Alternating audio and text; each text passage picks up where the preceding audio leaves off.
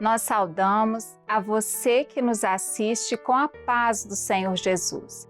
No episódio anterior do Grupo de Trabalho Organização e Método, conversamos sobre as contribuições do não na formação do caráter.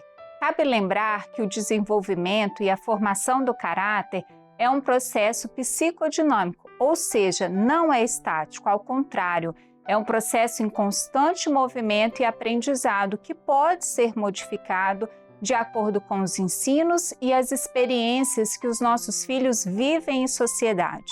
E por falar em experiências vivenciadas com as outras pessoas, hoje vamos conversar sobre a relação das amizades na formação do caráter. Iniciamos com uma questão necessária para nós pais e responsáveis. Você sabe o poder de uma pessoa muito influente nas mídias, YouTube, Instagram, Facebook, TikTok, Twitter, na vida das nossas crianças e adolescentes? É verdade que em muitos casos até os adultos são influenciados por essas pessoas. Agora imagine as crianças e adolescentes que estão em processo de formação cognitiva. Já falamos em outros episódios que precisamos ter muita atenção com o tempo que os nossos filhos passam em frente à tela. Mas talvez cuidar do conteúdo que eles estão acessando, as pessoas que estão seguindo, que estão conversando, seja mais importante neste monitoramento. Conhecemos os youtubers que os nossos filhos assistem, os influenciadores digitais que eles seguem, mas vocês podem me perguntar por que devem conhecer? E a resposta é simples. Porque até aproximadamente os 25 anos de idade, os nossos filhos estão em processo de formação do caráter, do desenvolvimento do córtex pré-frontal, que é responsável pelas nossas tomadas de decisões, pelo pensamento lógico, pelo controle dos impulsos. Durante esse desenvolvimento, as crianças e adolescentes tendem a copiar a maneira como as pessoas que mais exercem influência em sua vida se vestem, as palavras, os gestos, a maneira como tratam os outros e até o tom da voz. Isso porque elas tendem a repetir padrões, a apresentar os mesmos comportamentos para serem aceitas e terem o sentimento de pertencimento em determinado grupo. Assim, prosseguimos com outra questão que devemos ter cuidado. Quem são os amigos dos nossos filhos?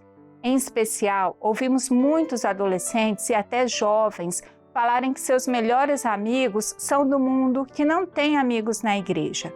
Como nós escolhemos por orientação de ensino à Bíblia, uma referência de fé e de prática, vamos refletir sobre a vida de Daniel quando foi para a Babilônia.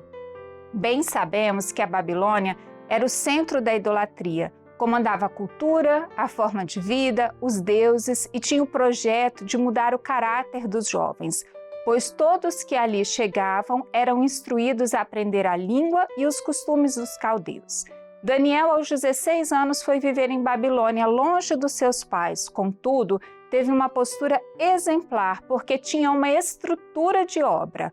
A palavra de Deus estava guardada em seu coração, por isso não precisava que fosse fiscalizado. Quando Daniel conheceu os costumes de Babilônia, ele e seus 3 amigos não foram pegos de surpresa.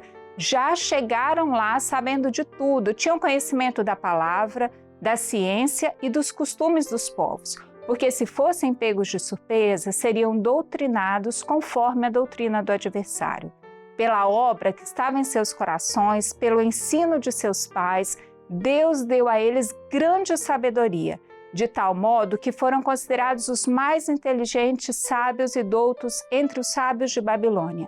Nesse ensino, há um ponto crucial que devemos conversar com os nossos filhos, em especial os adolescentes e jovens. Quando o rei ordenou que o fizesse saber do sonho e de sua interpretação, Daniel não procurou os outros sábios que havia em Babilônia, e sim os 3 que tinham o mesmo conhecimento e experiências com o Deus de Israel, que é o nosso Deus. Eles oraram e Deus os revelou.